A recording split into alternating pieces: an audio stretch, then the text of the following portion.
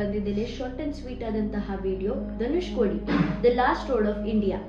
Dhanushkodi located in Tamil Nadu. ಈ ಧನುಷ್ಕೋಡಿಯನ್ನ ghost town ಹಾಗೂ unfit for living ಅಂತ ಹೇಳ್ತಾರೆ. ಯಾಕಂದ್ರೆ ಧನುಷ್ಕೋಡಿಯಲ್ಲಿ 1964 ಅಲ್ಲಿ ಬಂದಂತಹ ಸೈಕ್ಲೋನ್ ಇಫೆಕ್ಟ್ ಇಂದ 1800 ಪೀಪಲ್ ಅವರ ಡೆತ್ ಆಗಿದೆ. ಇವೊಂದು 800 ಪೀಪಲ್ ಅವರನ್ನ ಕೊಂದು ಕೂಡ ಹಾಕಿದ್ದಾರೆ.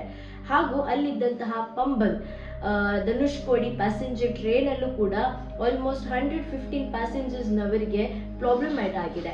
ಇದೆಲ್ಲ ಆದ ಮೇಲೂ ಕೂಡ ಈ ಜಾಗವನ್ನ ಮೆಡ್ರಾಸ್ ಗವರ್ಮೆಂಟ್ ಅವರು ಈ ಜಾಗಕ್ಕೆ ಗೋಸ್ಟ್ ಟೌನ್ ಅಂತ ಹೆಸರಿಟ್ಟು ಹಾಗೂ ಇದು ಅನ್ಫಿಟ್ ಫಾರ್ ಲಿವಿಂಗ್ ಅಂತ ಹೇಳಿದ್ರು.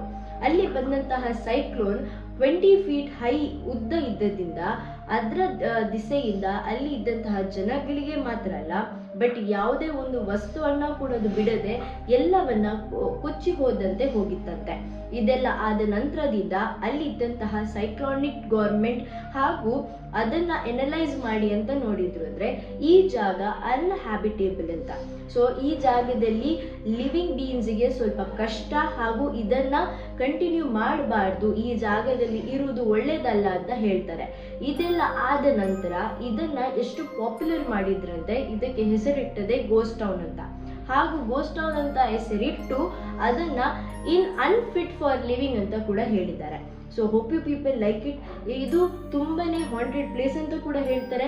ಯಾಕಂದ್ರೆ ಇಲ್ಲಿ ನಡೆದಂತಹ ಘಟನೆಯಿಂದ ಅಲ್ಲಿ ಇದ್ದಂತಹ ಯಾರೆಲ್ಲ ಆ ಟೂರಿಸ್ಟ್ ಅವರ ಆ ಜಾಗಕ್ಕೆ ಹೋಗ್ತಾರ ಅವರಿಗೆಲ್ಲ ಇಲ್ಲಿ ಕೆಲವು ವಿಷಯದಲ್ಲಿ ತೊಂದರೆ ಕೂಡ ಆಗಿದೆ ಅಂತ ಹೇಳ್ತಾರೆ.